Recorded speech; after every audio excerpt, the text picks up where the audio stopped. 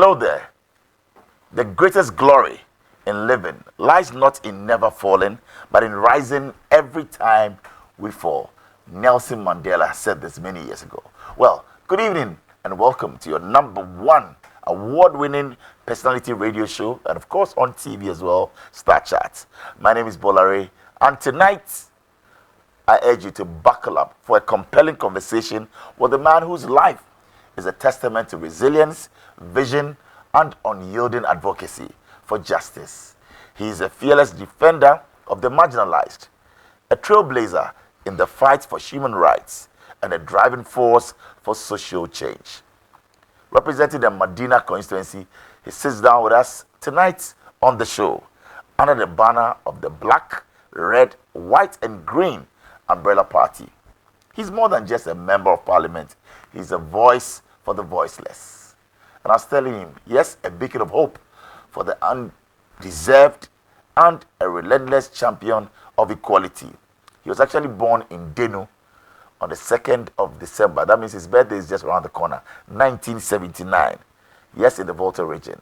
He's risen from humble beginnings to national prominence. Tonight, he's our guest right here on Star Chat, and a man who's seen it all. We welcome to Star Chat's Honorable Francis Kojo Sosu right here on the show.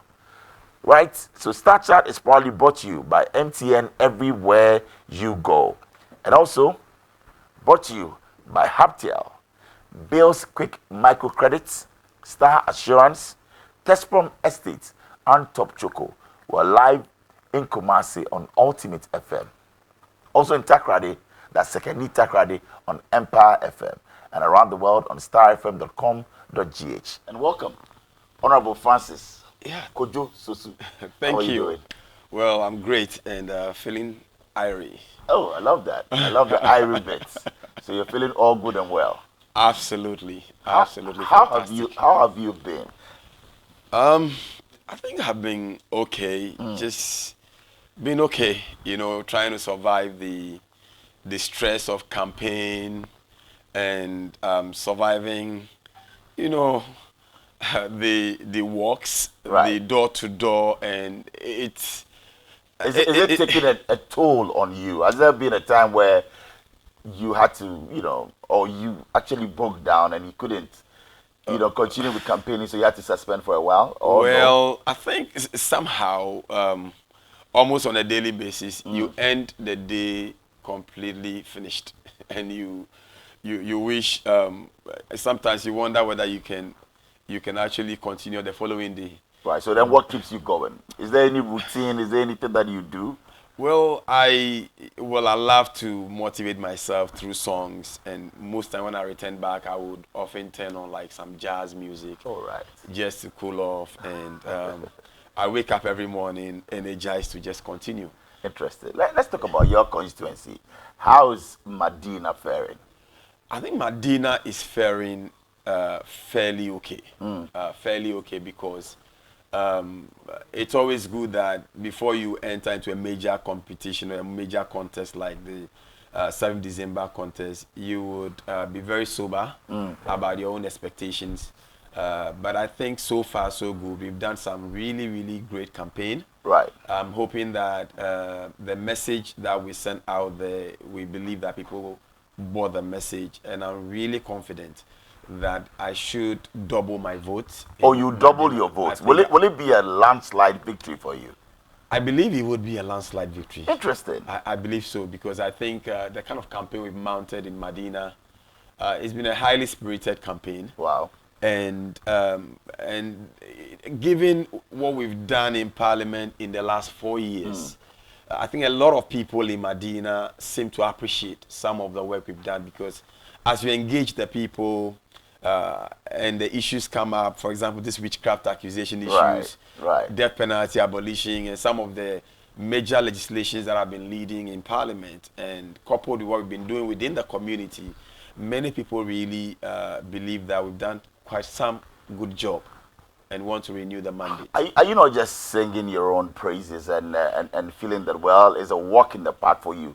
When we get down to your constituency, is that the same hymn book your constituency will sing from? I think a lot of people are singing from the same hymn book. There are a few people, who are having, I would say, who are singing discord, and they are not in tune, and they are missing the melody. But it's expected because opinions are varied, Right. and we must learn to respect and accept everyone's the diversity in the opinion that we have there. But I think the verdict on the ground generally, even from very, very known MPP members in Madina, has been that we think Sosu must continue. And Sosu will be retained. In fact, Sosu will be retained because December 7th. Because Sosu cares and Sosu serves. I love that. Sosu cares and Sosu serves. Last week we were confirmed for the USA Presidential Lifetime Awards. Congratulations on that. Thank you. How did that come about? I mean, for the first time, break it down for us. That's a huge one. Absolutely. So I think for the last 10 years, I do a lot of work both in Ghana and the US. You'll recall I told my story from rising from the street to become a lawyer and then working as a human rights lawyer for the last 15 years. Annually, by the support of the Village of Hope Orphanage that took me from the street, I usually would go to the US. Originally, we go to assist in fundraising for the orphanage. And then we have missionaries coming in and out of the Village of Hope. And one of the men who stood by me, he's an elder in Oklahoma, Memorial Road Church of Christ. He's passed now. His name is Don Barnett. So Don was the one who actually paid my way through law school. Oh. So annually, I would go to be with Don and then Grandma Marita. So we named our firstborn over the wife, Marita. Wow. Okay. So when I go there, I always get a chance to visit schools. So I've been to Oakdale. I've been to Harding Academy. I've been to projects like we call it poverty, bridges out of poverty. People, even though you see the United States of America, if you are poor, you are very, very poor. Those who are rich are very rich. So I used to work with Tommy Draining, and we go to these communities, and I try to use my life story to inspire them and to let them know how great America is and how they can benefit from, the opportunities that were available to them. In Harding Academy, I've been going there to speak. I've spoken to students in Harding Academy. I've been featured on Fox 13 TV in Tennessee. So it is this life of service that got you to be recognized eventually by the President of the United States of America. So it's a number of things that. So this year, for example, I was a guest lecturer at Center College in Kentucky, where I was mentoring students. I was also a guest lecturer at the University of South in Tennessee. Wow. So it's been in and out of service. And in fact, even in the US, I was even advocate for abolition of death penalty and things like that.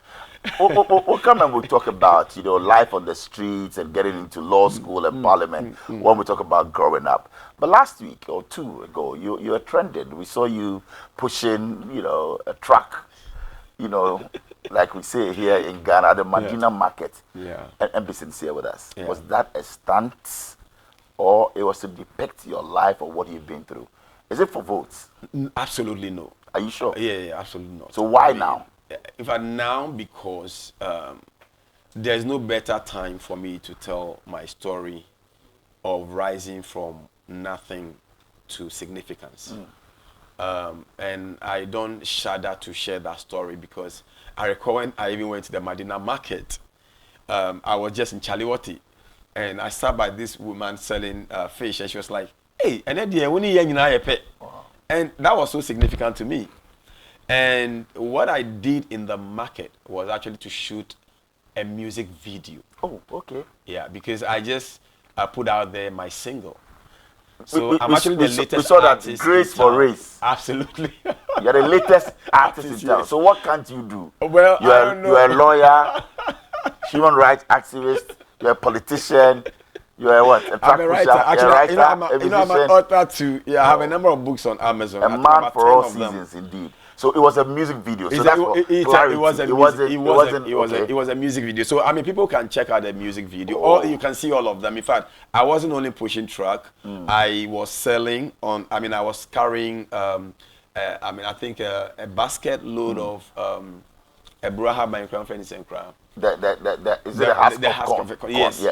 And then I also depicted my life in the ghettos, slept on the streets, sold ice water. Oh. Yeah, so a number of scenes. So it was a music video to depict your life growing up. Absolutely. And not what was put on social media that you are campaigning or Not using at that all. to actually solicit for votes. You know, the interesting thing, and many Ghanaians would have to identify that, I was really surprised that even in the market when we were just doing this for music video, the people there appreciated and were so excited that I could come that low with them.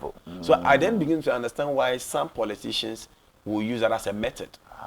Because I was surprised. And you know, Bola, you know what happened was that even the young man who gave me the truck that I used, I was so shocked when we finished and the guy was speaking a really great English and I was like, oh, what do you do? Why are you here? Yeah. And the man told me that he is a graduate from University of Development Studies. Really? UDS? UDS. And that...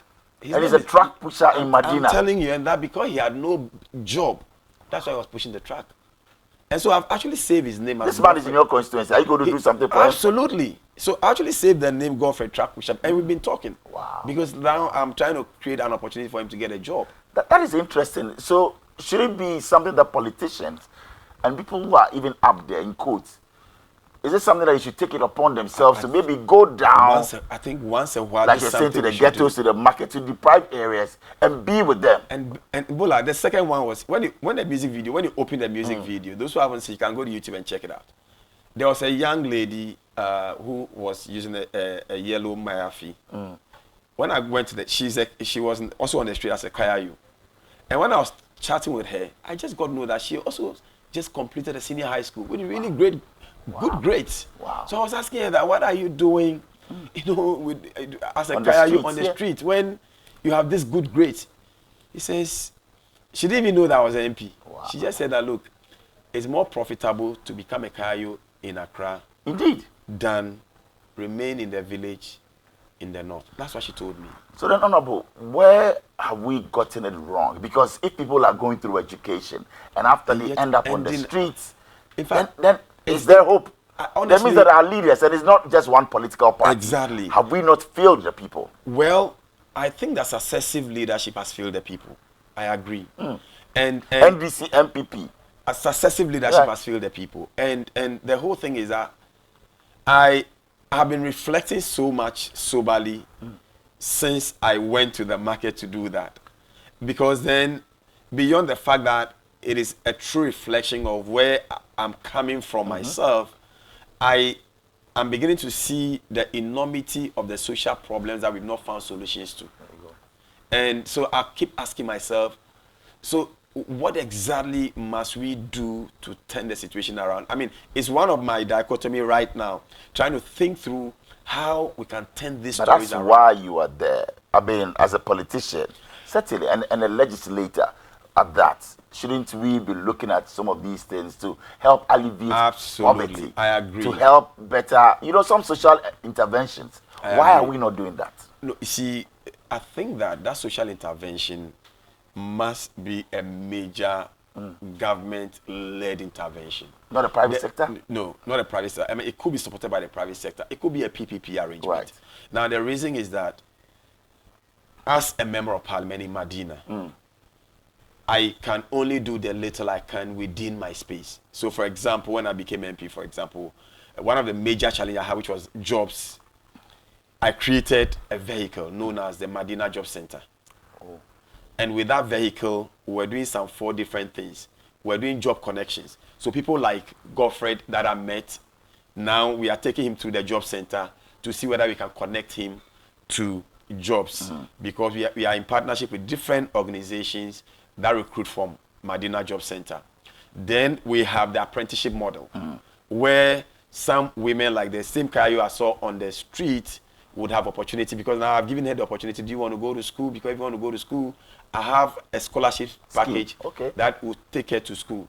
If she can't go to school and she want to learn a trade, I still have a space where she can learn a trade. Brilliant. After which we give them a job to do. But like I say, you can't do this in the level that, the level at which we need to go to remove a number of people from the street cannot be done by a private individual. And that is why I endorse the National Vocational Apprenticeship Program of His Excellency John Dramani Mahama, because I believe a major program like that, driven by the state machinery, where it is well funded and it has good backing legislations, it will serve a great deal of moving people like this out of poverty. But Honorable Sosu, that is where I have an issue with politicians when it comes to some of these initiatives, because the MPP government has the YEA, they have the job center. Why should we create another arm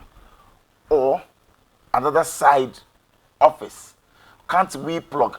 It's one Ghana that we have. I agree. Can't we plug into the national platform and say, oh yes, I'm an MP, I belong to the NDC side, but the government of the day has actually instituted this. Let me plug in and actually direct people to these job centers set up by the government and for them to get jobs instead of setting up something on the side. I agree, but I think it's about the implementation. So for example, in Madina, if I'm in a constituency and a municipality as big as Madina with about 250,000 people and a voter population of almost 165,000, you would expect that I should know where a government job center would be. You don't know. They don't have There's one. None in Madina. Are you sure that you don't know where the YEA job center is in Madina? We don't have a job center in Madina. But you know the national office. You see, no, but you have to decentralize this thing, because the people you are dealing with, like these people you are seeing in Madina Market on the street, these are localized people. You can't take somebody all the way from, say, Otinibi. But can't you make an arrangement to go and talk to them at HQ? I have made several arrangements. And it's been what? It's been unsuccessful. Oh. There are many times I've made those arrangements that, because I was very interested, because, in fact, even on the floor of Parliament, I've raised issues and said, I know the Madina Job Center that we have, we can partner any of the government, organizations or government projects that reaches out to the young people, so we can support people, but it just didn't work. So that's what I'm saying. It's about the implementation, and also, and that's where I also have problem with politics. You see, once the purpose of the vehicle is just to achieve a political tool, it doesn't survive. True. But if the real purpose of the vehicle is to impact life and for national good, then yes, you see, then you can. If we are speaking now, we should be able to have, say, database of how many people within the last 4 years have benefited for these government job centers and where are they located. And are you sure we don't have that? Well, if they have the data, I will be happy to interrogate that data. But I don't know. We don't have a data like that. Interesting. But thanks for clarifying it, that it wasn't a stunt at the Madina Market, but for a music video to depict your life. In fact, now I'm preparing to actually go and do that now, because now I never knew that it could go down viral. Okay. I don't know. Were you amazed? Were you surprised when it went? I was so surprised. What kind of country do we belong to? The things that should go viral don't go viral. Those that shouldn't go viral go viral. So now you've seen an opportunity. I've seen what goes viral. You've also been busy introducing many private member bills. That's correct. How's it going? I think it's going well. I'm excited that in this standoff parliament where you have 137, somehow, somewhat, the grace of God has been sufficient for my race in the chamber, such that even as a first timer and then an MP in opposition, I've been able to initiated a number of private bills. Now I'm counting up to 20 of them. 20 private member bills? Yes, and then there are different stages, but at least 3 of them have passed into law. One of them has presidential assent. And Which one is this? That is the one that abolished the death penalty. And so now we can't convict anybody for death, under the Criminal Offences Act. But the president has refused the anti-witchcraft bill that you teamed up with your colleague. And then the anti-witchcraft bill, and then there's another death penalty bill for the armed forces. Until recently, the Ghana Armed Forces had a number of, I think, about 9 different provisions in the Armed Forces Act that prescribe death penalty for the men in uniform when they are involved in certain offenses. But that they have also been removed from the statute book. We are hoping that the president, who is the commander-in-chief of the Ghana Armed Forces, will do the needful Because I'm sure the men in uniform, they had representation in parliament. Right. When the process was ongoing. In fact, the CDS sent men and senior legal experts who joined the process and agreed and facilitated the process for us to amend those provisions. Only for the commander-in-chief to say, I'm not going to sign it. It doesn't really, it's not good for the country. How do you feel about it? I think I feel a bit disappointed because, you know, if governance is a collaborative effort and a legislation can only be passed when there is collaboration and there is an agreement in the chamber. So it takes an individual to initiate. But once you initiate the bill, it goes through several processes. For example, you have to do what we call the pre-laying consultations. Then you do stakeholder engagement. After the bill is ready, it will be gazetted for the public. After the gazette, it will now be read the first time. It will be referred to a committee of parliament. The committee of parliament will do a publication. It's a whole All process. stakeholders will come together. When it's ready, we'll do the various amendment. It comes to the chamber. You now do a second reading. Then you do clause by clause consideration before you do a third reading before it's passed. Wow. So it's a very laborious process. So if you have gone through the process and the president decides not to sign, that could even amount to causing financial loss to the state, because it's the state resource we are using to do this work. You know, so I'm quite disappointed about the present position. But I'm hoping that after his party has lost in the 7th December election, as part of his goodwill, the final goodwill to the people of Ghana, he probably would sign them as a sign of, you know. I also saw that you've joined forces with 4 other MPs to abolish the betting tax. Yeah, I mean, what informed this initiative? Well, I think that first of all, that is the manifesto position of the National Democratic Congress. Yeah, and the position of you want to abolish the betting tax. His Excellency John Dramani Mahama has said that one of the taxes he's going to abolish is the betting tax, the e-levy, the emission taxes. He's going to remove them. And so, for me, we are now moving from dormant leadership to what we say proactive leadership. We are not waiting necessarily to take on the reins of power before we demonstrate what we are committed to doing. And that is why even ahead of the NDC winning the 7th December election, I mean, our leadership and members of parliament are progressively leading this way to tell the people of Ghana that what we are saying is not just a promise in the paper, but even whilst we are at it, we are taking progressive steps to start pushing the limit. So that by the time His Excellency John Dramani Mahama comes, this draft and everything are already available, and we can easily push it for these amendments. You're very dead sure that the NDC will win come December 7th.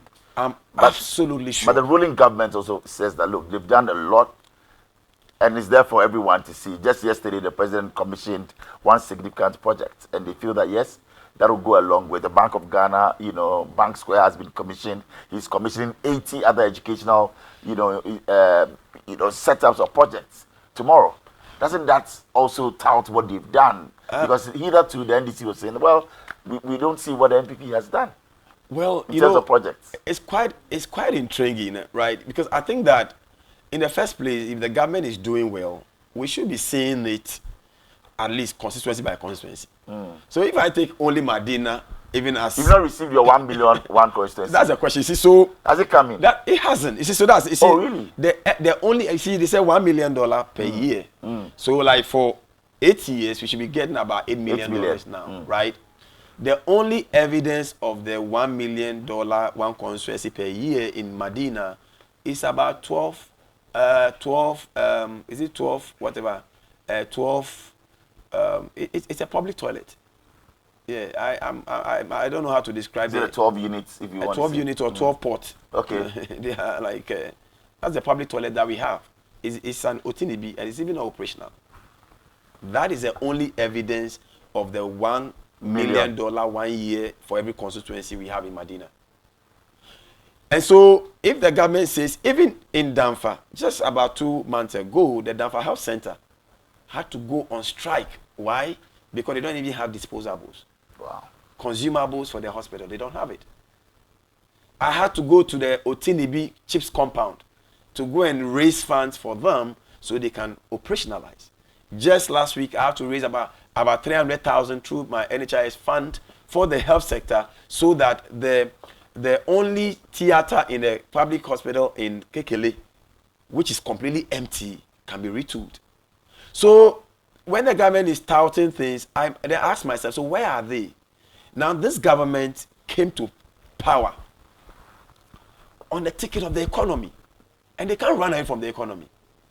They came to power at the time that cedi to dollar was about 3.8 Ghana cedis to a dollar, and they said Mahama had mismanaged the country.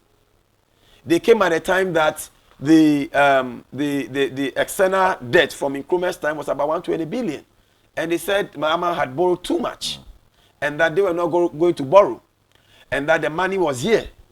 Today, the dollar to a cedi is almost about 17 cedis to a dollar. But if given reasons and tangible reasons at that, saying yes, COVID happened, Ukraine war, don't you buy into that? Please, we are too wise to be deceived. You think that is deceit? It's complete deception. Wow. It's a mismanagement of the economy that has led us where we are. Look at the debt stock that we have now. It's almost about, it moved from 120 billion to almost 780 billion. And I'm telling you, it's there in infrastructure. Where is the infrastructure? Global economic crisis. Where is the infrastructure? Where is the infrastructure? We can see them.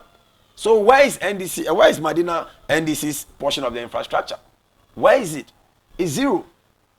You recall that I had to even lead demonstration for roads, just roads. And that road that was awarded way back in 2019, even before 2020.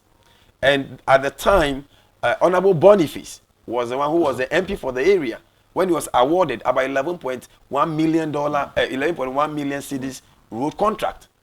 As of today, that road has not. When you go to from Otinibi all the way to Aimensa, and that we cross check because we got a new team to check. Yes, that road has not been constructed.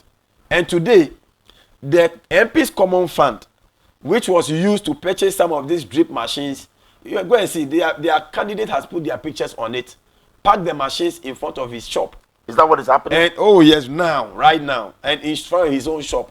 And occasionally, but that is for the constituency. It's not like for the party because it's a national asset. That is how abusive this government can be. I haven't seen. You see, even during George Rawlings' time. And you're saying that the contestant. Oh yes. The parliamentary candidate of the MPP has his photos on the drip machine. And you know what? Are you sure about this? Oh yes. And you know how deceptive they can even be. Recently, I think they were using the drip to do some grading. Then he went and packed them. And when the people of Danfa were calling that, why have you packed the drip machine? He told them that because his pictures are on the drip machine, I had taken him to court and placed injunction on him. And that's why the drip machine. Did you do that? Oh, will I do that? Why will I even do that? You know, but the whole point is that these people are so good at just throwing out lies and deception out there. And unfortunately, 2016, they were successful. 2020, by some stroke of luck, they still maintain power and they still believe that they can still throw out this same deception out there. But I think that Ghanaians are too wise now. And there is no way their lies will prevail. And I believe that His Excellency John Dramani Mahama is going to widen the gap. What happened with the Labour Party in UK, what Donald Trump did, you think it's going to happen in Ghana? It will happen in Ghana. It will can you stick your neck out and give us, in percentage terms, you feel that I believe that JDM should make nothing like this than, 50.3, 50.4. Really? Yeah. And I believe that NDC... And you feel that it's going to be a one-touch victory for JDM? It's going to be one touch. Really? Look, the MPP are also saying that, and they are very optimistic about it. You know, there is something divine about national politics. What do you see? It is what the Spirit is telling the church. Wow. You see, the hand of God has moved away from the NPP. Oh, really? Spiritually, the NPP is paralyzed. Are you now a prophet? Well, you say if you walk in the company of the prophets, you also prophesy. So this morning, I'm in the company of the prophets. So, the hand of God is no more on the MPP. And that is why, you see, what you see in Parliament is exactly what is happening in the realm of the Spirit. There's a change. Power has shifted hands. Are you not holding the country to ransom? We are not. The Supreme Court ruled. We'll come back to the hard stuff and talk. Yeah. And we'll get into the Supreme Court issues with Parliament. But for now, let's come back to you growing up. You've told us. So are you an orphan or were you abandoned? What was it like for you? So, because you mentioned you were raised in an orphanage, yeah, you know. Yeah. I was not an orphan. Okay. I was a destitute child. My mother was a victim of trocosi. So she, when she was 12, was given to the shrine. Yes. So she became a wife of the gods. And at age 12. At age 12. So I've shared her story in a book titled Woes of My Mother. And Woes of My Mother was released a month ago. And it's on Amazon. Everyone can take a look at it. I mean, it's an amazing story of how she grew up in the shrine, how she was abused, how she managed to finally escape from the shrine. When she escaped from the shrine, had to run to Accra here, how she got involved with my dad, and then the two of them giving birth to 6 of us. Our firstborn became blind, and she became blind because my mother thought that she was being bewitched. And so all this witchcraft thing, I've seen them. Because we were raised partly in fetish homes. So you can see tribal marks on your face, on the faces. These are marks that were made with knives which were inserted into fire, right? And were marked under very cruel conditions. And so life growing up was really a very difficult and a very tough one. I recall that it was because of that our elder sister became blind. And I was always with her, going to church with her. And because she was blind, she couldn't do much with the family industry. Our second born, Lizzie, was the one who was leading, and I was joining her to be selling to keep the family. Eventually, when, because of the difficulties, the first time I had a chance to start school was when I was 8 years old. So you never stepped into a classroom until I was until you were 8? Yeah. And so they used to call me Day Nursery Papa. Wow. Yeah, they used to call me, and you see them laughing, Day Nursery Papa, Day Nursery Papa. But I recall that I was somehow just determined you went to the nursery at age 8? Age 8, yeah, at Mofra Chepe Preparatory. Mofra Chepe is at Newtown. Yeah, it's still there. Then from Mofra Chepe to A&T, 8 and 6 primary. 8 and 6 because 8 when we are in the morning shift, then this one come in the afternoon shift. So those days, where's that? 8 and 6? 8 and 6 primary in Newtown. Okay. Yeah, it's inside there. Newtown. In those days when we go to school and we close, depending on the shift, I'll go back to the town to be selling kerosene. So I was really good at kerosene. That's what I started with in the night. Selling kerosene in the night. Those days, at what age? Oh, I mean that's very, very. I mean it's right from 9. Oh, child 10, labor, yeah. Those days we used to go around. Aswakane crazy low. That's how we used to. Yeah. You hugged it. Yeah, we hug crazy. Yeah, and then you do Aswakane. Then we will be going around. Wow. And then when I grew a little bit, then I joined my mother. We'll go to Jamestown early in the morning to go and buy the fresh fish. We'll come. We'll peel the scale off. Yeah. Then we'll be selling the fried fish, and we used to do KK as well. Then gone through life. Yeah, then we used to do Odemla, like Odemla. So I recall one of the days even from Legon, when I had started Legon, I went to Newtown, and you could see that like, Ebrora now around, Ebrora, and I was like, oh.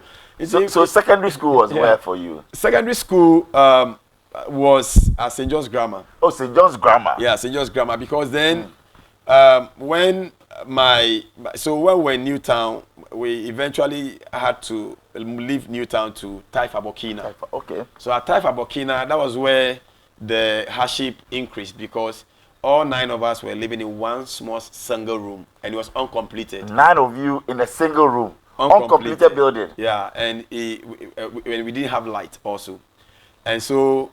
When I began the secondary school at St. John's Grammar School, in fact, I wanted to go to pre-sec or that year, but I didn't get it. Oh, you had good grades? Yeah, I think I had about, aggregate 11 or something. So this was a guy who actually got to nursery at age 8? Yeah. But you speak so well. Academically, you were good. You didn't have lights to study with. Yeah, it was really tough, because even I recall that even that before the aggregate 8 thing at the basic school, at the time, I used to sleep at the Malata Market. And in the night... You slept at Malata Market? Oh, yeah, Malata Market. In front of even Oxford Cinema for some times. Wow. You know, Asantua, all those areas we used to go. What a story. Yeah. And then then sometimes, even those days, if you have to bath, you know, we have the public bathhouse, you have the public toilet, and I recall that the night before my final paper, it had rained, and I wore the wet uniform to go and write the gun paper, you know, and still by God's grace managed to get aggregate 11. You know, and when I got to St. John's Grammar, it was getting even tough because of where my parents were living at the time. So I had to come to Newtown again. And that time I left, I was sleeping at Kotobabi. There was a wooden kiosk there. And every morning I'll move from Kotobabi to Alaju to get a car to St. John's. So that was how it was until Grace found me. Grace found you. How did Grace find you? I think it was the Church of Christ that through the Village of Hope Orphanage that adopted me. I recall when at the time that they were coming to adopt me, it was the time I was coming to drop out of school. At the time I was a senior boys prefect at St. John's, but still sleeping in the kiosk. You were the SP or school prefect Yes. at St. John's Grammar School. Yes. And you were sleeping in a kiosk. Yes. So but still able to pass your exams, a good student. By God's grace. You see why I say there's grace for the race. Grace, yes. Without grace, this race wouldn't have reached this far. So we are this far by grace. And Amen. and I recall that Mr. Kakari, Roland Boulay, Fred, these are our parents who, when they were doing the background check, those days they have to do a background, so they had to come to where my parents were living. And when they wrote the social inquiry report, they couldn't believe it. So when they saw me, they were like, "So how did you do it till Grace?" And so they told me that they were giving me scholarship to the highest level of education I can go. And that was the day I broke down the first time, just crying and you know, it's a touching story. We want to go for a short break. When we return, we'll talk about life at the university. You going out there to read law and still hawking while at the university, and you know what you did and where you are now. We'll be right back. And you're still on Star Chat, proudly brought to you by MTN everywhere you go. And also Starr Assurance. We're saying a very big thank you to Starr Assurance for being our partners, to Hubtel. Thank you, Hubtel. Well, let me tell you about Starr Motor Third Party Extra. Protect your vehicle, change lives. At Starr Insurance, we believe in driving change, not just vehicles. Well, do you know that our enhanced Starr Motor Third Party Extra policy is just for you, designed to give you peace of mind while you're making a meaningful impact in the lives of children in need. So for every Starr Motor Third Party insurance you buy, you contribute 5 Ghana cedis to Hope for Little Lives. That's an NGO that's working tirelessly to improve the lives of underprivileged children. So it's simple. Go for it. It's the Starr Motor Third Party Insurance. Choose it and whoa, change lives today. Put a smile on the faces of children in need while also securing the protection that you need. It's simple. Call us on 0302 245908 or our toll-free number 0800 177 177. Well, time for me to tell you about Orca Decor. Get blown away by Orca Decor. Well, Orca is introducing the Orca Discount Outlet, your one-stop shop for massive discounts. And this is happening at my favorite store, Orca Decor. So drive into the world and get up to 60% off variety of products, including home furniture, home accessories, and more. Isn't that amazing? It's only happening at Orca Decor. You don't want to miss out on this incredible opportunity to save big with up to 60% off your favorite items. So a visit to Orca today will guarantee you that. It's the Orca Discount Outlet. Go out there today. It's on the Spintex Road and experience shopping like never before. Okay, this one. Well, time for me to tell you about Top Choco. There's nothing more pleasing than Top Choco chocolate spread on bread. It has the power to awaken your taste buds and give you something spectacular.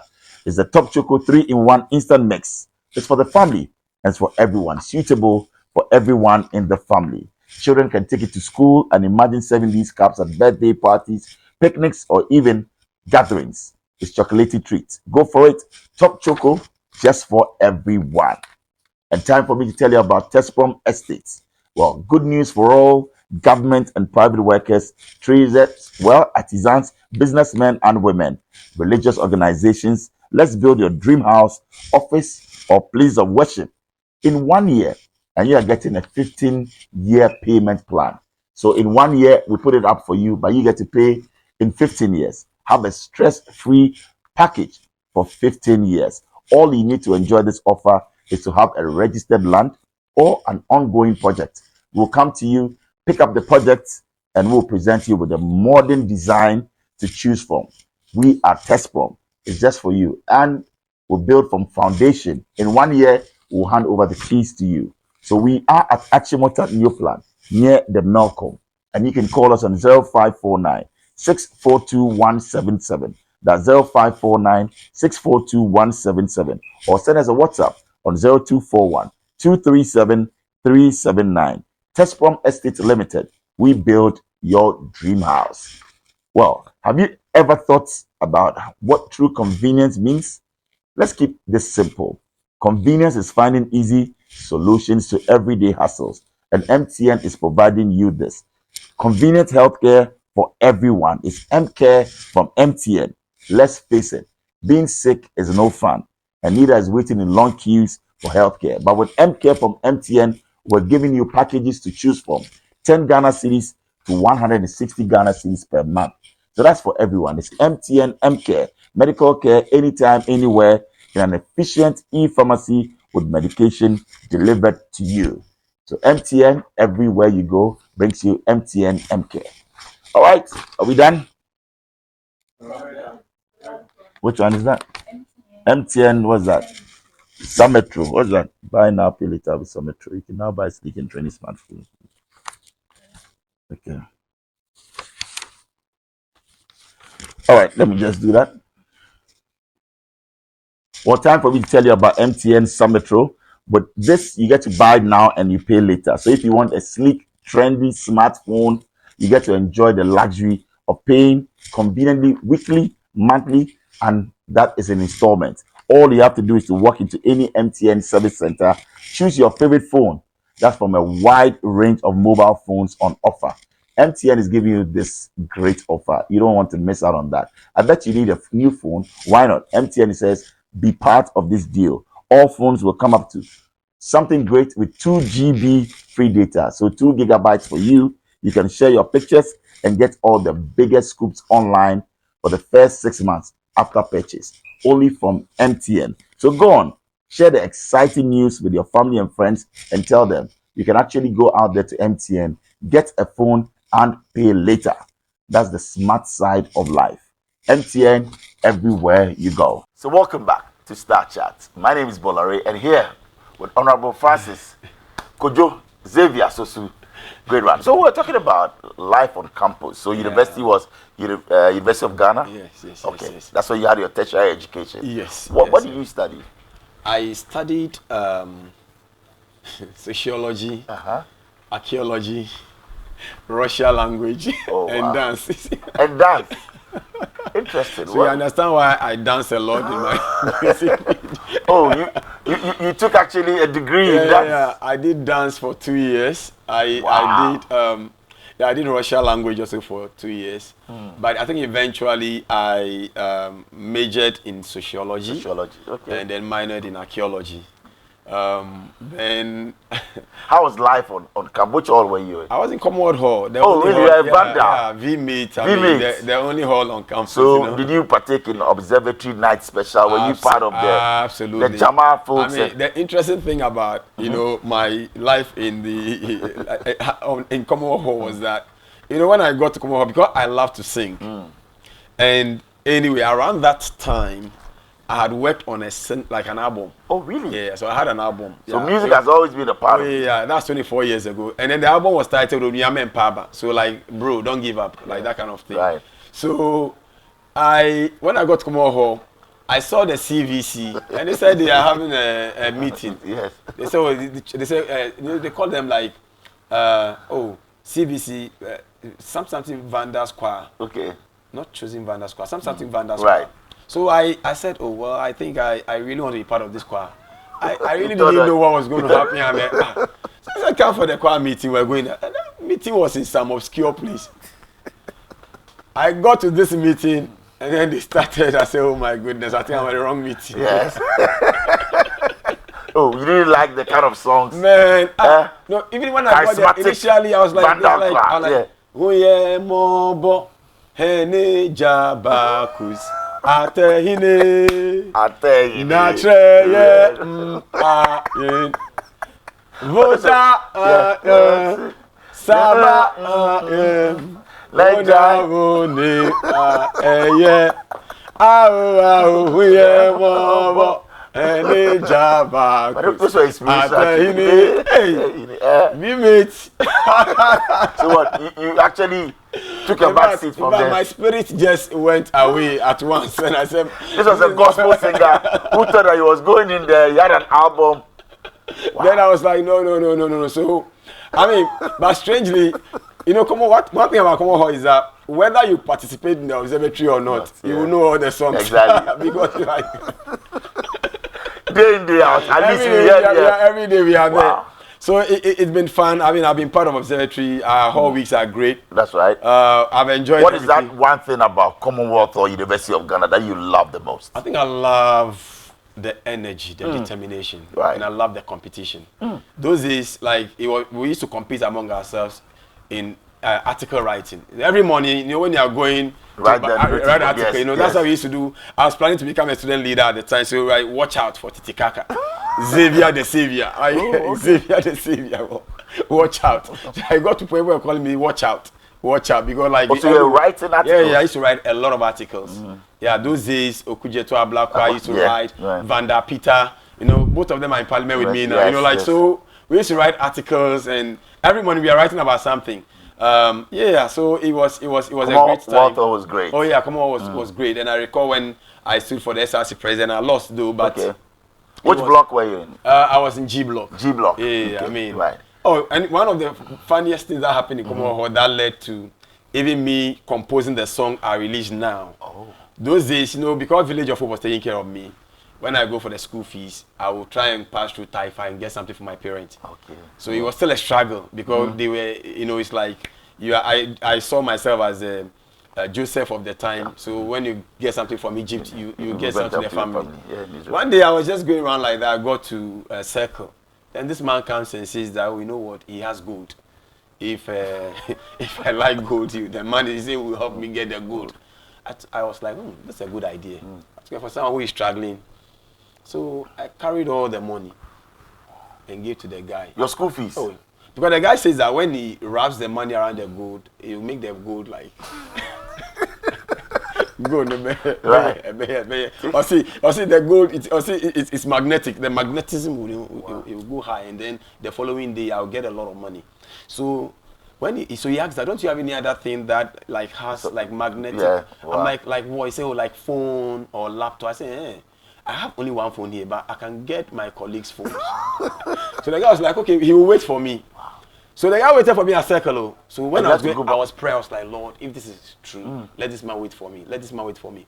I went to Kojo Hall, G9, went and collected girlfriend and all my friends their phones. You're kidding me. You had given him your phone or not? I gave him my phone.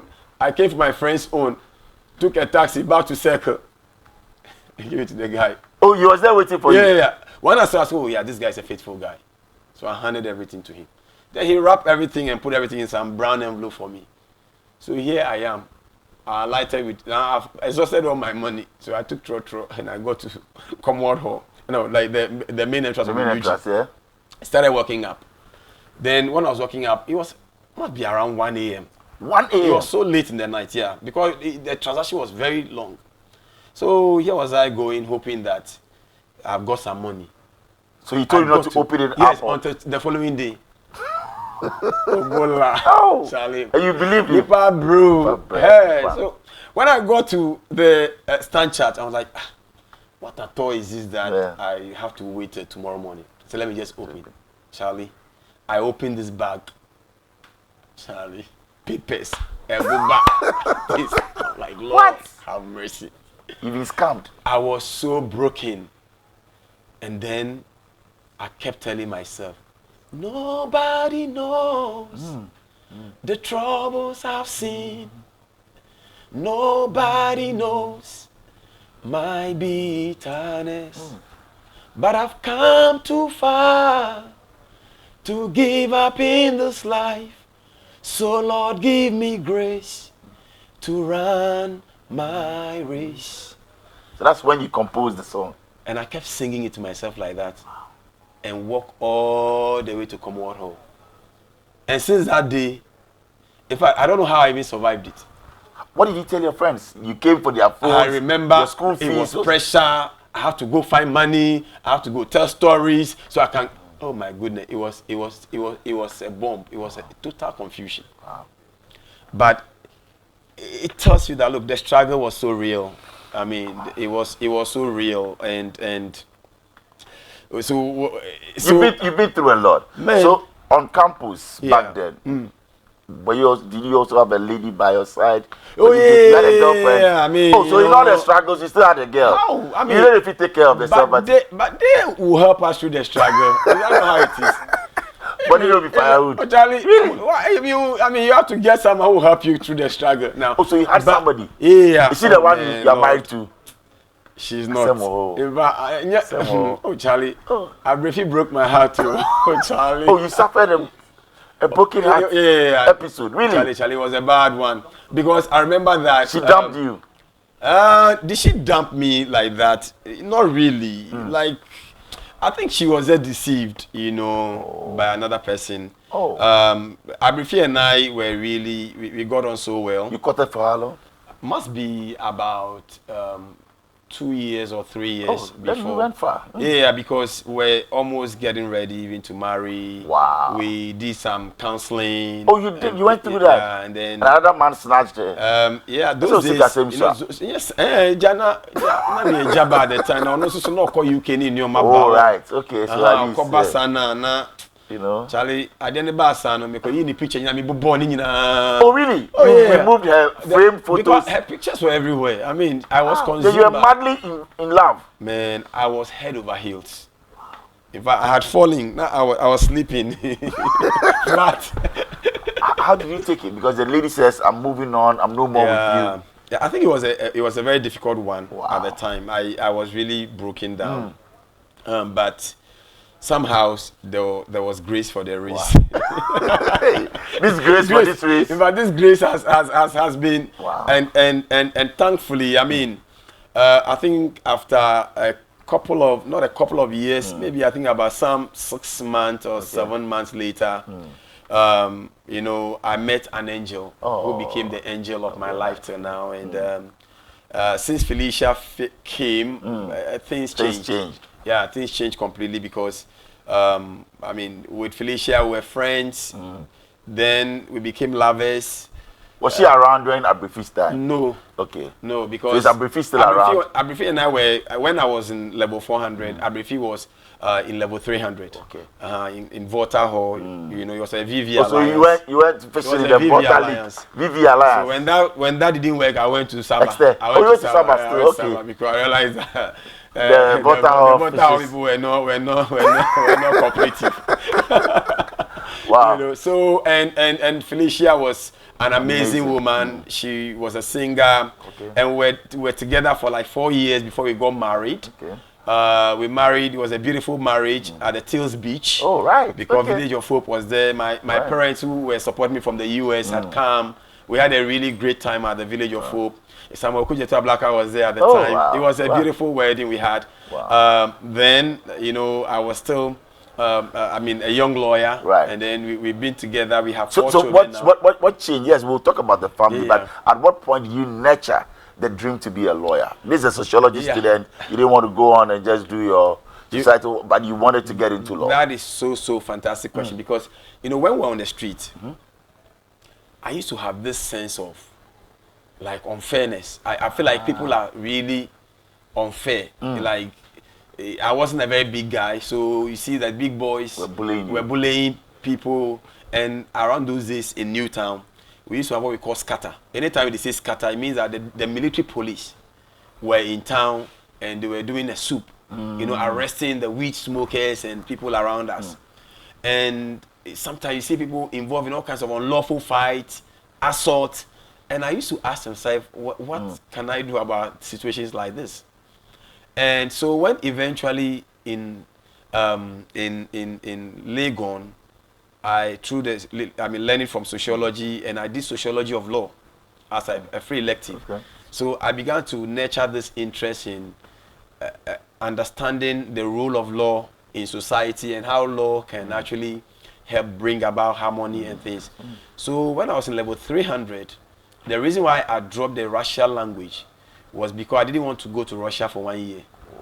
And so I began visiting the law faculty. So I started reading about their entrance exams. I'll pick their entrance exam questions, and I'll try to be answering them myself as at that time. So as soon as I completed the level 400, I went back to the village of Hope Orphanage at Gomoafete to serve other orphans. So whilst doing that, that was when Don Barnett, who had come to build some of the homes for the orphanage, had come to help commission the homes. And he came and met me. That time I was a public affairs officer for the village of Hope. And when he met me, he asked what I wanted to do, and I said I wanted to do law. So originally, he was taking me to the US to do law. Whoa. So he made me, his in-law is a lawyer in California. So they made me write the entrance exam, apply for law schools in the US. I got admission into Pepperdine University in Malibu, in California. Wrote the law student admission test. Now, the law school admission test score is what guarantees a full scholarship or a part scholarship. Unfortunately, my score was not very competitive to get me a full scholarship. So you missed out. So the half scholarship was too expensive at the time. So the compromise position was that I would just go ahead and do the law in Ghana, and later may write the bar, maybe New York bar or California bar or things like that. So that was what the whole arrangement was. So before I began the law school in Ghana in 2016, no, 2026, no, 2006. 2006, okay. Yeah, 2006 when I began the law school. And it was at the time when I began the law school, that was when that time Abrifi had gone, and then I met Adjoa Kunedu. Wow. And from Felicia. the LLB, Adjoa Kunedu. Then from the LLB, went to Makola to do the BL. And then after the BL, went back to Legon to do an LLM in oil and gas law. Wow. Then during my time when the GLC issues were happening, I decided to take a study. So I also did an MPhil in human rights, peace, and conflict studies. When I got elected as a candidate for the NDC, I felt the parliament may require some additional knowledge in economics. So I went back to Legon to do an MA in economic policy management. Wow. Economic policy management. And finally, now I'm a final year student actually for PhD in law. Oh, so you're a PhD candidate? Yeah, I'm a candidate. So my thesis is on regional integration laws. And I'm developing a new model for economic integration of Africa. So very soon you'll be Dr. Francis-Xavier.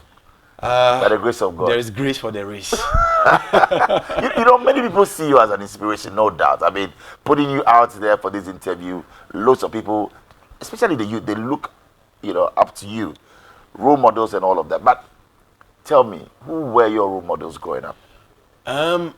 Growing up, in all honesty, within the Newtown enclave, it was so difficult to spot role models. But there were individuals at that time who were in senior secondary school. So when we see them wear their school uniform and they go every morning, it was something I always admire and I always want to be. There was a young man who is, I think he's with ADB now. We used to call him Red. Okay. We used to call him Red. And Red was one of those who was really, he was a very brilliant student at the time. So you could see he was so passionate about school. And then one of my friends, Gilbert is in the US now. Right. And Gilbert is a medical doctor now. And those days, he was also very passionate about school. So you looked up to those people who were doing so well at the time. And then I think that I was also very religious at the time. So those were the days that I began my catechism at St. Paul's Catholic Church. When I was baptized, we had the first communion. We did the confirmation. I used to, my sister was blind, loved church. So I used to accompany her to church every now and then. So because of it, I joined the Catholic Charismatic Renewal. We went to what we call the Growth in the Life in the Spirit seminar. We did a Growth in the Spirit seminar. I went to Kospol at Ahimfie. I began a Eucharistic minister training. I was you've been everywhere. I was doing everything. Been there, done that. I was there like that, and those times, Reverend Father Francis-Xavier was one of the people who used to, and he always asked me, "Do you really sleep?" Because every day I'm asking questions. Father, why this fight? Why this? Like, so do you really sleep? If you had not been law, do you think you'd have been a Roman Catholic father? I would have done, but there are, my aunties, I have aunties who always, now they are very old, and sometimes when they go, they say, so the father, did you become the father? They were always thinking that I would have been, in fact, on the street, they used to call me Roman Sosu. In fact, it's part of the reason why I didn't get corrupted, because I'm always in white. Always? Yes, always white, and they will send me to go and buy either weed, or they will send you to go and buy cigarettes. Oh, you were doing that for the people in your community? Because they are, or they will send you for everything, and they will ask me to take some, and I'll say no. And when they are insisting, the people are saying, oh, Shile, when a Roman Sofu, Jile, when a Roman Sofu. So they always say, oh, he's a Roman Sofu, so just let him go. And all those things are the formative years. Were part of the things that became like my moral grounds that on which and the compass for which directed your path. Yeah. Still on the law, I remember some years back your law license was suspended. Can you tell us what happened? I mean, I've always wanted to know, and how did that make you feel at the time? I think it was a very, very disheartening time for me. It was one of those days that if there was anything beyond like suicide, you may want to consider. Really? At that time. Was that the lowest point in your life? It was because you see, the law is based on integrity. So if your integrity is impeached in a manner that is put on national TV, that lawyer, and that was the first time until my issue, there was never a time that even lawyers suspended were published on such national TV, right? So, and that was how it now looked like a target. You are just being targeted for something. And today, everyone can look up for the book titled Pro Bono Lawyer Without Honor. That book chronicles everything about how that story began, how the suspension came in, and I've even set out some 30 rules for pro bono lawyering so that people will not fall into the traps that I fell in. Bola, this was a case where I was then known to be doing the Justice for All program. Yes. And I've been in the part of the Justice for All program, represented more than 800 people for free on pro bono basis. And those days, Justice Honyenuga, GSC, who is retired now, would be, I mean, anytime the judges will move, I was the first person. If there was no lawyer on the team, Sosu will be there. Wow. So, and anytime I'm called, I just leave everything and I join. So I've been to every prison. So sometimes when we go to the prison, some prisoners come with special need. So when they bring them, the judges recommend, they'll say, oh, you see Sosu. Because it's you, they know that you are working for them. So this young man was one of the guys who was released through the Justice for All program. But it wasn't even at the time that we were doing our way. So it was one of the Justice for All program that I wasn't even attending, that he was released. And he had been on remand for 14 years without trial. So naturally, he was depressed. And he wanted to commit suicide.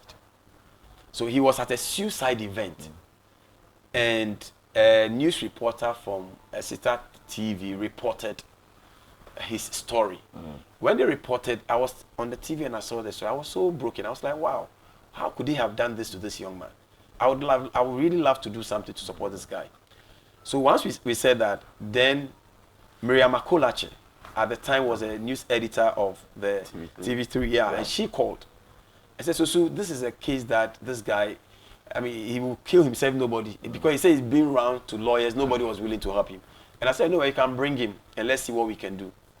When he got to my office, himself, his in-law, his child, and all those who came with him, they all knelt down, begging that, oh, lawyer, we beg you, in the presence of the media men who were there, that we beg you, this case, we don't have anything. I don't know whether they rehearse it before coming. We don't have anything. Whatever you get for us, you can take half and you leave us half. But we don't have anything if you can support us. So I told them that, you know what? Unfortunately, that's not how we do it professionally. So I'm not going to say that, let me just go and do things so that when you finish, whatever I get, I'll take half, then you take half. But what we'll do is that because what I'm doing, basically, I'm doing pro bono for many people, and we don't have any financial source to do that, we'll do the case. But when we are successful, we'll let you pay 25% of whatever we get for you, so that we can get some money to help the other people. And also because you are not paying anything, we have to raise money. That's at that time, I'm talking about 2011, 2012. I have to raise about 5,000 as a filing fee and raise extra money to support them with like accommodation. He became like a project to me because I just felt like something must be done about him. Once we began the case, everything was so smooth. We went round, and the case took almost like 4 years before I got judgment for him. When I got the judgment, we were suing for 2 million. He was just awarded 200,000 with a cost of 4,000. So that 25% of that 200,000 will probably be about 50-something thousand or something. That's right. So I think when the judgment came, then I started hearing things like, oh, I will take all the money. I'm like, oh, what am I going to take your money for? So I overheard people say all kinds of things. You know, when I was hearing those things, at the point I called him and asked, Francis-Xavier, what's your problem? This case, since you came here, have I taken any money from you? You eat something, you come to our home, you take my dresses and things. Wow. Yeah, I just give them to them. So he said, you know, the case has delayed. I said, but if it has delayed, Attorney General are processing your money for you. So why are you complaining? To cut the long story short, I told him that, you know what, because you are complaining about these things, I'm not really interested in how this thing is going. And so maybe you may have to find another lawyer or something. I was there then, they brought a letter from General Legal Counsel. All kinds of allegations that I said, when the money comes, I'm taking half of the money, I'm taking plenty allegations. Did you take any money from him? You know, no. I will reach there right now. When those letters came, what I did was that I wrote back to GLC and said that, you know what, because of all these things culminating into where we are now, I'm begging them. I'm not interested in the case anymore. The money too has not been paid. I was going to come to that. So the money has not been paid. So you know what? You keep the everything. I'm not interested in the case anymore. So that was how I ended the case with them. So one day, I think must have been the 2015 primaries. You know, my political journey began with 2015. After the 2015 primaries, I was there that was about 6 months or 7 months later. Then this young man calls me that, the finance ministry has paid him. But because he doesn't want to, later it will be as if he has signed an agreement and he didn't do anything. So he has gone to pay 50,000 into the law firm's account. Because the agreement was with the law firm, not with me personally. And I said, why did you go to pay? This is about more than 8 months ago. And I've told you I'm not interested. And I've written a letter that I'm not. So why did you wrote to the GLC? Yeah. I say I'm not. Those letters, I say I'm not interested. But apparently, see, when you start doing those things, you usually give your account, the firm's account details to the Ministry of Finance. Okay. So that's where they actually got the account details.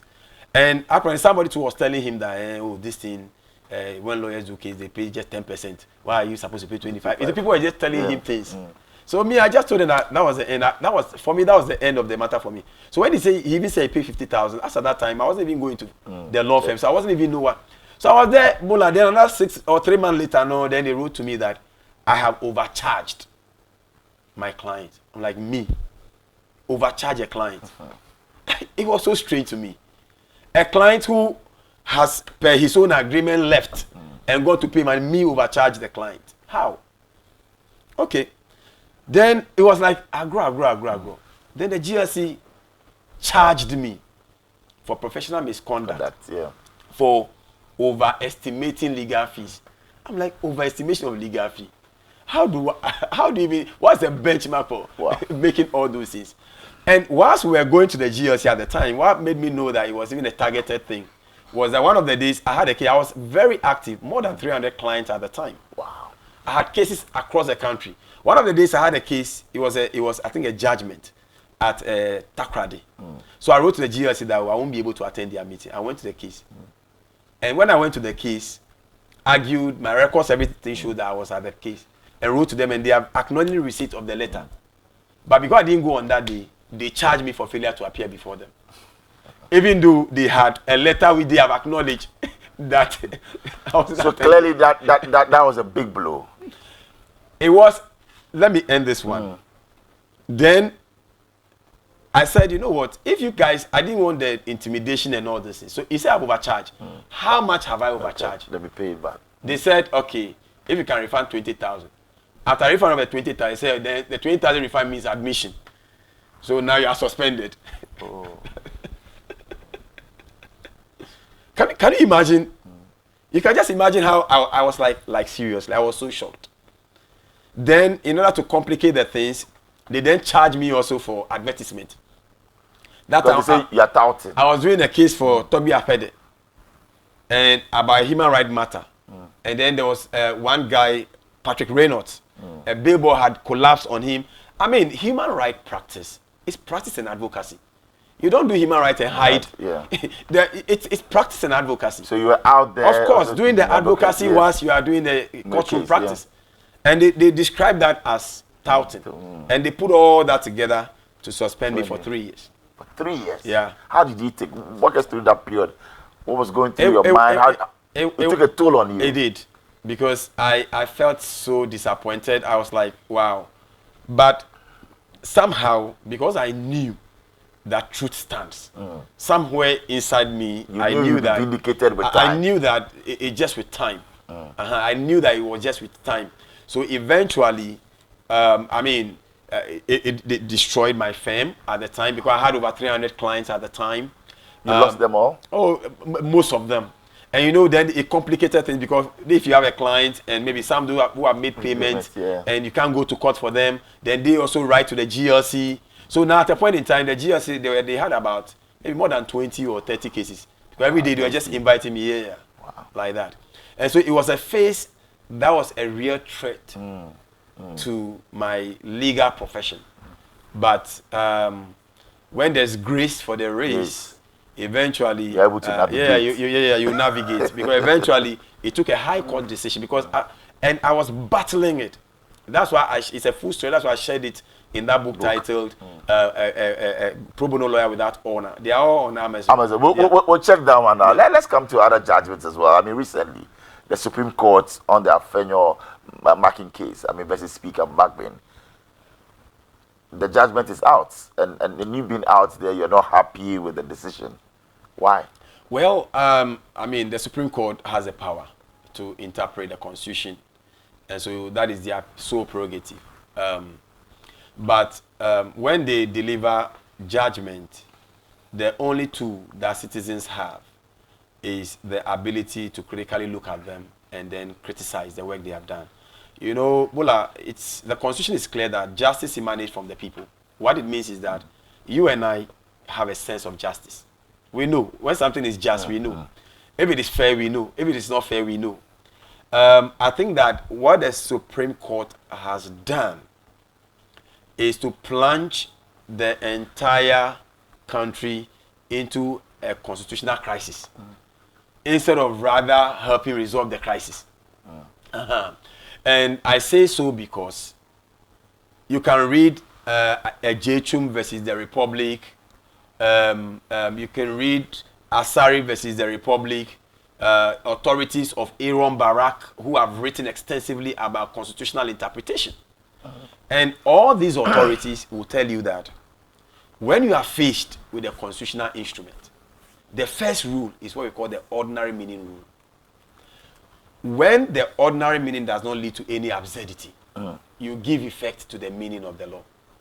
If the ordinary meaning will lead to some absurdity or some ambiguity, then you have the warrant to depart from the ordinary meaning and then attempt to discover the purpose at the core of the text and give effect to that purpose. And in this instance, you feel strongly that now what they have done is to give an interpretation that rather leads to absurdity.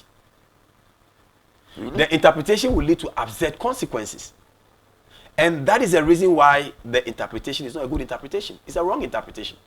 We'll leave it at there and not dwell much on that. But then there's often talk of judicial independence.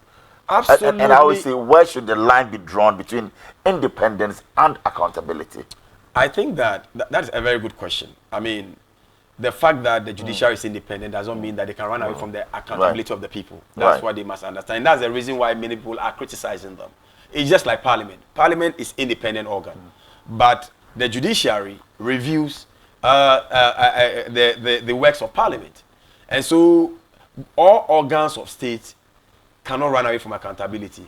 And the judiciary must understand that Parliament and the executive are the only institutions that have the direct mandate of the people. Judiciary doesn't have a direct mandate of the people. And that is why it is their duty to hold the power balance between the executive and the legislature. But when the judiciary begin to appear as if they are the long arm of the executive, then it creates problem. And if that happens, if we who are the representatives of the people do not assert our right in Parliament, then we don't have a democracy. Because without Parliament, there's no democracy. You are a human rights advocate. If you were to describe Ghana's current human rights situation, what would you say? I think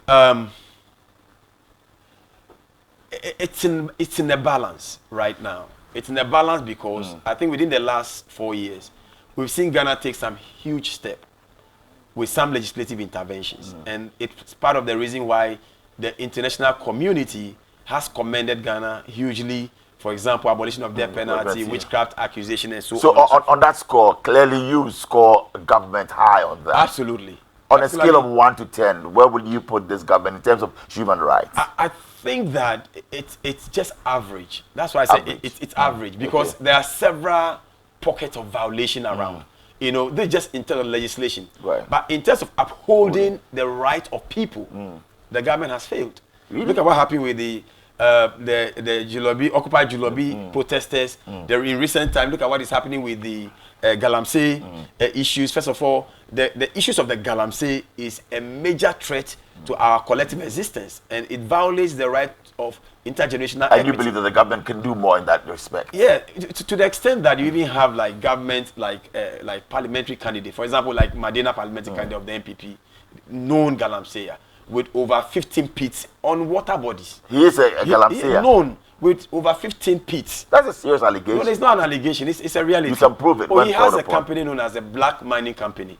He is a shareholder. Really? He's the second majority shareholder in the black mining company. Wow. And they have a concession on the river body. So you see, if people can be involved in like crimes against humanity in this manner, and you have the infantry to stand on. No, because he can take you on for that if you have. No, it's available. Evidence to prove that. He knows that. He knows it. Wow. The evidence is available. I mean, with where I've reached now in Parliament, serving on Human Rights Committee, chairman of the Prime Members Bill Committee, a member of the Judiciary Committee, I can place my integrity on the table here to let you know that it's something that we as a station we cannot vouch for that. But you are saying that. I can get to the document right now. Wow. Yeah, from the Registrar General's Department. Again, away from that, yes, human rights, and you mentioned Galamsey issues as well. So there are violations, and recently I had to even sue the Attorney General and the Ghana Police Service for their violation of the rights of the protesters, right? Because all these protesters that you see around, there were people who were merely bystanders. All of them were arrested together with the protesters. There are people who were actually protesting, but did not cause any damage or cause any problem. And seriously, you feel that is not. Yeah, it's not. That was not right. It wasn't right. And so currently there is an action before the Human Rights High Court, led by myself, to ensure that the rights of these people are vindicated. Still on rights, and in light of recent controversy surrounding the LGBTQ plus bill passing, what is your perspective? I think that, first of all, the practice violates intergenerational equity, because we are all supposed to live in the world in such a way that the world can survive. We procreate, There can be more procreation. So anything that is contrary to that violate that intergenerational equity space. And then also you should give credence to the kind of like the society that we have, right? As a Christian, I cannot legislate to endorse sin. You see, so we should know where the lines must be drawn. I think that the bill is before the president. I hope that he signs it, and then we put a definitive conclusion to these discussions. So it's not something that you will be out there defending people who are into this. No. Because they also claim that it's human rights. Well, you see, in the country, what is a right to you is what the Constitution has given you and what the Constitution prescribes. If you have a law that prescribes, so for example, we have Section 104 that says that unnatural carnal knowledge is a crime. As you speak now, even if the bill is not signed, if you go and do unnatural carnal knowledge, you could be arrested and prosecuted. You see, so what is a right is what the Constitution has conferred on you as a right. If the law doesn't confer it, unfortunately, you can't take it. Yes. Right. Let's draw down to the impending elections.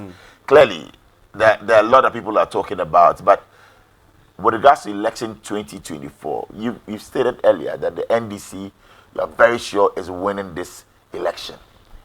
And I told you I'll come back to that. What makes you so sure that the NDC will win this? I think that when you compare governance record between the NDC and the MPP, we can say that the NDC has a superior record. How in terms of management of the economy. For example, like I said earlier, when NDC was in power, we knew what the exchange rate was. We knew what the lending rate was. We knew our debt stock. We knew the unemployment rate. Now, in just these few years, we are having a dollar to a CD move from 3.8 Ghana cedis to a dollar to now 17 cedis to a dollar. That is crazy. Now, when that happens, it affects every facet of life, particularly the importers and people who are coming from people who are relying on the exchange rate to work. And remember that this government, the candidate of the MPP, is famously known to have said that if the fundamentals are weak, the exchange rate will expose you. And so if you are an economist who have served on the BOG today, say that the exchange will expose you when the fundamentals are weak, what it means is that for the last 8 years, this government did nothing. So you're going into this elections with the economy in mind. Very, very important, because you see, they also will point to infrastructure. They'll point to interventions such as the free SHS. They've delivered on that. Will you admit? The free SHS is a fantastic policy. Okay. Right. Its implementation has been very, very problematic. Are you not happy that your constituents have benefited from it? I'm happy they have benefited. So why don't you give praise where praise is due? Of course we are giving praise. And that's why I said it's a good concept. Okay. Right. And that is the reason why. And the NDC has never disputed free SHS. The NDC has never been against free SHS? In fact, before His Excellency John Dramani. But you mentioned progressive. They've done it and it's working. See, but everything grows progressively. There's nothing just happened all of a sudden. Really, it takes some people to put together the infrastructure for you to be able to implement the free SHS. And that's why it was progressive. So if NDC began progressive and then definitive, MPP has established it, what do? We do a real analysis of the policy and make sure that where there are problems, we have them resolved. And I think that is what His Excellency John Dramani Mahama has said he will do. Because the propaganda the MPP was famously known for was, NDC says he will cancel free SHS. By review, you mean why are we going to cancel free SHS? So you will not cancel it? We can't cancel free SHS because it has become part of the Ghana's fiber. Fiber, and we can't change it. What we have to do is to regularize it and even get a legal backing for it. Make sure that we have adequate funding adequate. So that is why the MPP infrastructure. said that, look at what we've done with PSHS. Yes, you can talk about the economy and all of that, but you have to get money to sink into this. So give it another chance. Give it to Dr. Bawumia, who understands it, who is being involved and implemented it to continue. Unfortunately, Dr. Bawumia has not been very sincere with the people of Ghana. Really? You see, Bawumia should be apologizing to the people of Ghana. Why? And eating his humble pie. Because there's somebody who came on the strength with all the argument on economy. Bola, how would you explain yourself if you said somebody is not managing the economy well at a time that unemployment rate is around 8%, and you are coming back to the people to seek their mandate at a time that unemployment rate is 14.8%? How do you explain that? How do you explain the exchange rate argument? How do you explain that you took Ghana from a debt stock of 120 billion to almost 780 billion? How do you explain that to the people? So when he also talks about, I mean, he gets to talk about digitization. He's talking about free SHS. Why don't you also say that from there? How many of the apps? Right. You see, all the digitalization agenda of the MPP is something that... Are you saying it's a hoax? Most of them are more than a hoax. And I can assure you that the NDC... But you are benefiting from it. Now you have your Ghana card, you have NDC, seamless, boutiques at the airport. And NDC government would definitely investigate a number of these apps. Oh, you are going to investigate? Oh, yes. Because you should win power. Where is it? We call one Ghana app. What do you call it? The other one? Is it the Ghana app? Yes, the Ghana app, the government app that was launched. Where is it? Where are they have what they call the tracker. There's the one they said during COVID, they used that as well. They said they fly drones. Yeah, the zip line. Yeah. You see, these guys have... But they are all in use. You see, they have systematically... You can attest to. So why are you saying? Do you use that? The Ghana... No, but the zip line is there. There is a drone delivery the Ghana one, medical... How often do you use it? How many of us in the studio have had a medicine delivered to us by a drone? No, but recently they've launched a music streaming app. You are a musician. Will you stream your music there? That's a great initiative. That will be a super great initiative. If this one was really, really, really... But the app is there. Well, I haven't seen the app. Oh, you haven't? That means that they have to do some sensitization. The app. Do you know, for the last 8 years of this MPP administration, everything digitalization they've mentioned, I haven't seen. Really? I haven't seen, no. Maybe people have seen. You didn't use the COVID look app. At all this, you were tracking. You look didn't use that. Look at all this, boys. Look, I mean, boys. No, now even with ECG, we can use your app to pay. Boys, you don't use that, honorable. Boys, I know, I don't use. Boys, you know that you guys are listening to me. All of you guys are met in all these ghetto areas. I mean, we've been having a lot of conversation. How many of you have seen these apps anywhere? They are buying electricity with it. During COVID, many of them use the app. No. There's the streaming app as well. All these apps will be investigated. In fact, we have to do a value for money audit. Really? Of all these apps, because these guys, anyway, I don't want to say they are smart. We are smart scammers or something. We are rounding up, and I want to find out from you. So, how do you recharge after long days of service and advocacy? Because you are always on the move. The energy is super. Honestly speaking, the Grace for Race song, sometimes I play it more than 3, 4, 5 times before I sleep. And when I go to maybe get my bathhouse, I'm playing and I'm just reflecting. I love a lot of reflections. Okay. And listening to a lot of jazz music. And I love to sing to. Okay. So that's how you unwind, just to relax. I love to sing, and then I love occasionally, I love to swim as well. Oh, you swim as well. So let's have some quick fire questions. Music or movies? Which one will you go for any day? Any day. This one is a tricky one because I love both, but I think I would. Which one do you love the most? I think I love movies. Movies? Yeah. All right. Jerry John Rawlings or President Mahama? I would do Mahama. President Mahama. Yes. High Life or Afrobeats? I would do Afrobeat. For the GFA, would it be Ket Okreku or Kwesi Nyantechi? I'll go for Ket. You go for Ket Okreku. Yeah. You believe that he's done very well. I'll go managing our football. I think there are challenges, but I'll go for Ket. Otto Addo or Milovan? I'll do Otuado. Otuado, Yeah. you have faith in him. He's done well. People are castigating him and lambasting. Well, life comes with struggles and challenges. Right. We must learn to believe in our own, and we must believe in our ability to turn things around. So let's believe in Keto Krikumante. Yeah. Let's believe in Otuado. There are challenges. They will rise above. They will rise above the challenges. There is grace for the race. There's grace indeed for the race. Before you go, you actually will sing for us, but it's time for our mystery questions. So here we go. And you can please, you know, dip your hand in and read them out for us. Lord, so the first one is what? There must be grace for race. What advice would you give to young people aspiring to pursue a career in law or politics? Right. Wow. I would say that, one, politics is not a career. And so if you are thinking politics may be a career, please rewind. Find a career.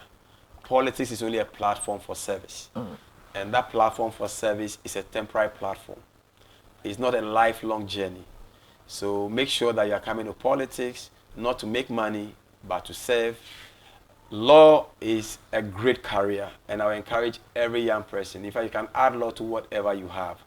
I would encourage you to have an inquiring mind. There is a book titled Learning the Law by Glanville Williams. I want to encourage you to want to read that. You may want to read my own journey with a lot in a book titled I Am the Street Lawyer. I am the Street Lawyer. You will find it. And there's also a book titled Guilty Until Proven Innocent. Guilty Until Proven Innocent. It's a satire on the Ghana legal system, which I've wrote also. All of them are on Amazon. Wow, so you can look up this We'll one. move on to our next. Imagine a unity government where John Mahama is president and he is duty bound to pick a vice president from the MPP side. Oh my goodness. Imagine this is what Ghanaians are calling for. Who will you pick? Baumia, Lord have mercy. Kennedy Ajepon or Alan Tremantin as vice president. Yes. I think I would do Alan Tremantin as vice president. With John Mahama? Yes, I would. If pushed to the wall? If I would do Alan Tremantin. You not do Kennedy Japan? He is a great person, and I love his personality. But I will do Alan Tremantin. You not do Vice President Baumia? Mbano. Tofiakwa. Interesting. Well, the last one will be... If you could change one thing about Ghana's political system, what would that be and why? I would amend the constitution to allow for amend the political parties law to allow constituencies to be demarcated based on population density. And insist that unless your constituency would have about 120,000 population to 150,000 population, it will not qualify to be a constituency because of now we have we are bound by many. We are becoming a global village, so we don't need like so much. And when that happens, automatically the current parliament would have been reduced from 276 to about 120. Wow. And look at how much Ghana can save on such a parliament. And if you do the time series analysis of money that you can save for like the next 10 years, you can save a lot of money and that can build the country. And when you do that, then you also insist that MCEs are now elected instead of appointed. Exactly. So the municipalities also get independence to run, generate independent resources and run, and central government just coordinate these things. This is what I would have loved to do. Interesting thoughts. It's been a great time with you right here on Star Chat. Thank you very much, Honorable Sosu, and we wish you the very best. I'm so grateful. Right. So it's been another interesting edition of your #1 personality show, Star Chat. My name is Bolare, and a big thank you to the crew. See you next week.